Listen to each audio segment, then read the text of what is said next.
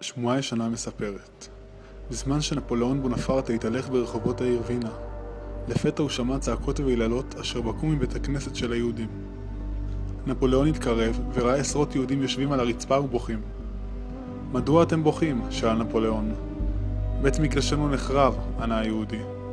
מתי זה קרה? איך לא שמעתי על כך? תמה נפוליאון. היהודי נשא עיניו למרום והחל להשיב. לפני 2400 שנים חרב בית המקדש הראשון, ועם ישראל הוגלה על ידי המלך נבוכדנצר לבבל. בהיותנו בדרך, על יד נהרות בבל, שם ישבנו ובכינו בזוכרנו את ציון. או אז נשבענו, עם ישראל, ואמרנו, אם אשכחך ירושלים, תשכח ימיני. תדבק לשוני לחיקי, אם לא אזכרכי.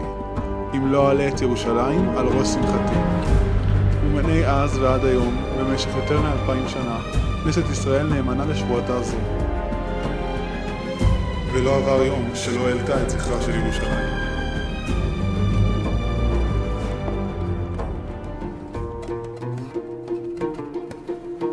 נפוליאון התפעל מאוד ואמר, רק עם שזוכר את עברו, יש לו עתיד.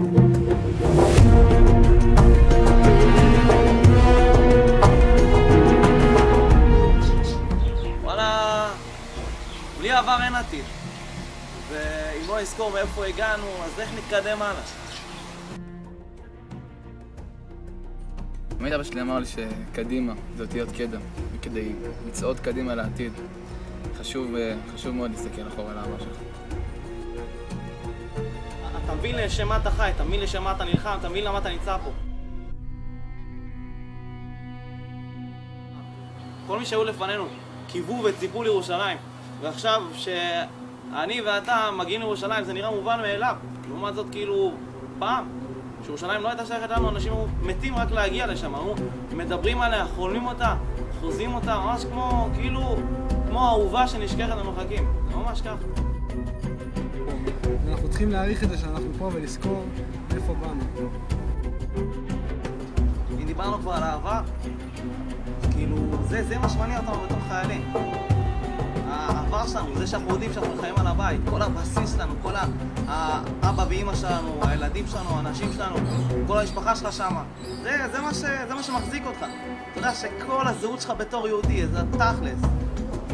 כל היהדות שבך, כל הפן הישראלי שבך, זה מה שנמצא, ועל זה אתה נלחם, בגלל זה אתה חייל, בגלל זה אתה נמצא בצה"ל, בגלל זה אתה חייב להזכיר לעצמך כל יום, כל שנייה, למה אתה צריך את העבר שלך, למה אתה צריך פה את המדינה שלך.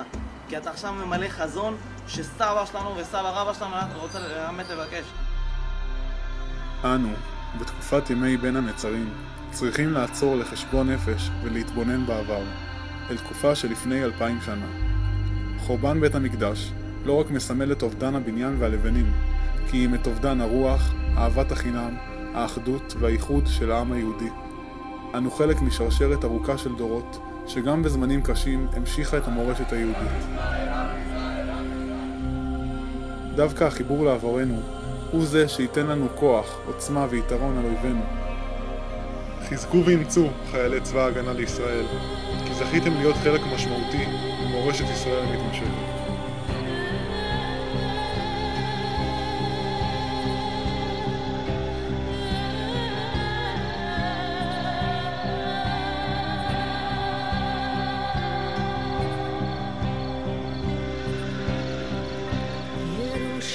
ירושלים של זהב ושל